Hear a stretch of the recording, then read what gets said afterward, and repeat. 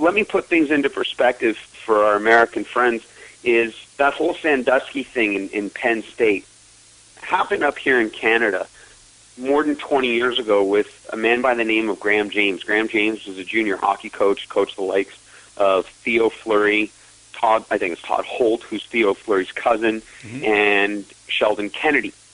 Sheldon Kennedy and Theo, former NHLers, of course. Right. And Graham James was just convicted and sentenced on his child abuse that he committed, on sexual acts he committed on children, namely the guys I just put out there. And that was back in the 90s. Well, yeah, back even before their careers in the NHL, or NHL even kicked off, and I don't think it was them that was listed in this particular case. They're just there because it happened to them, and they raised their voice about what happened to them. What Graham James would do is hold their future over them, because when you're a junior coach, what you can say and what you can do can really hold back a career for a potential NHLer. Correct. So you hold that over someone's head while you're committing these acts to keep them quiet, keep it a secret, and that's what happened. And it's really unfortunate.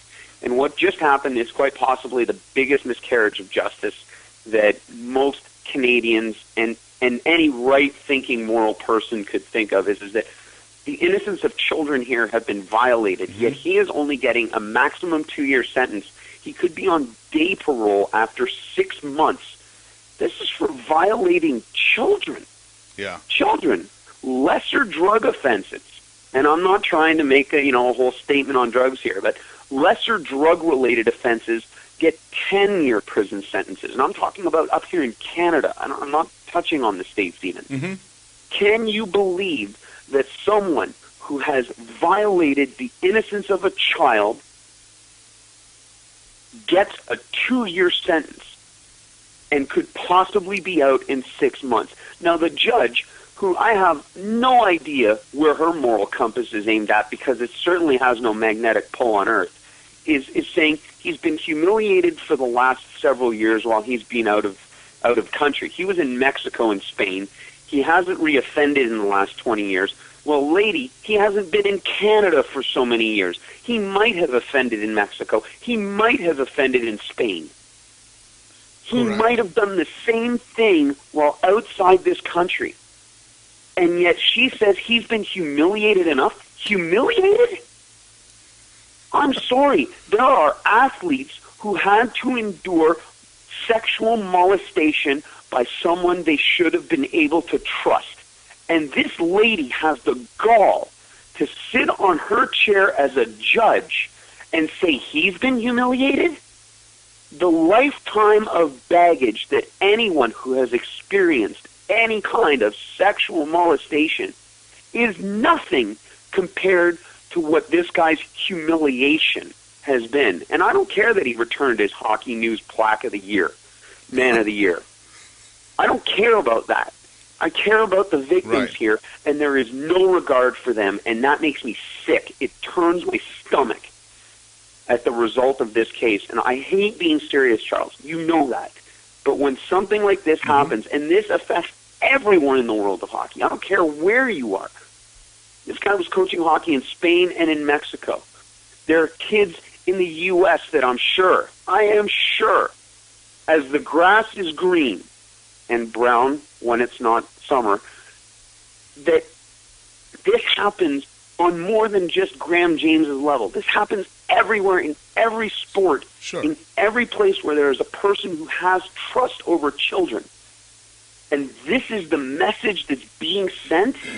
That is a trap marriage of justice if I've ever heard one. I am sick to my stomach talking about this.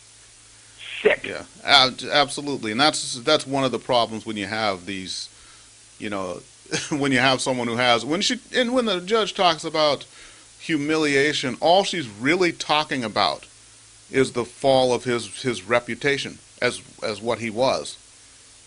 As a coach, because we want to attach all these things whenever somebody does something good, so to speak, or they're very good at something, we want to attach all these other virtues to them.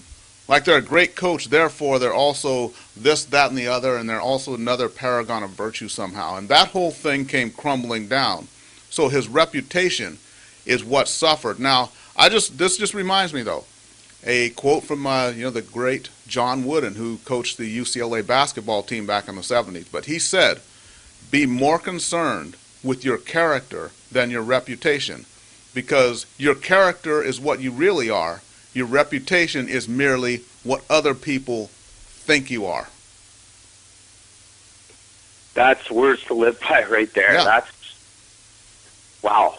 I mean, talk about a profound statement. You only wish that someone who is in a position like this judge would have read that. Right. I think the judge could use that too. Yeah, no kidding. Like, I don't know. I could, again, you know me, we've said this already on this show, I could go on forever about these kinds of episodes, and I'm trying to censor myself because we only, A, have so much time, and B, there are only so many words in the English language that I can use that fall under the PG rating about how I truly feel about this. Exactly. But I really felt like this is a bigger issue than just hockey, and I don't think that it, beyond some of the commentary that's happened, that there's been enough outrage. I know in journalism you're not supposed to show a bias. You're supposed to be impartial. But when it comes to children, when it comes to the kids that we are supposed to, as adults, be responsible for and provide a healthy role model type situation, a safe environment, especially in organized sports. And this is what happens, and this is the message of punishment that we send to the offender and future offenders. I'm sorry, I cannot sit there and be impartial. There is no reason to be. Well, there's impartiality, So and there's just telling it like it is, and that's what it comes down to. You can't get into the thing of being, and what a lot of journalists do, I think, is get into that whole thing of just being completely pragmatic about things and trying to not take a side. When there's a miscarriage of justice, you can go ahead and put that there. The facts are there, the case is there, and we think about Theo Fleury. The Calgary Flames won the Cup in 1989 with Fleury on that team. So this was happening back in easily the early 80s with Graham James before it came to light later on. Back to the very early 80s. Right.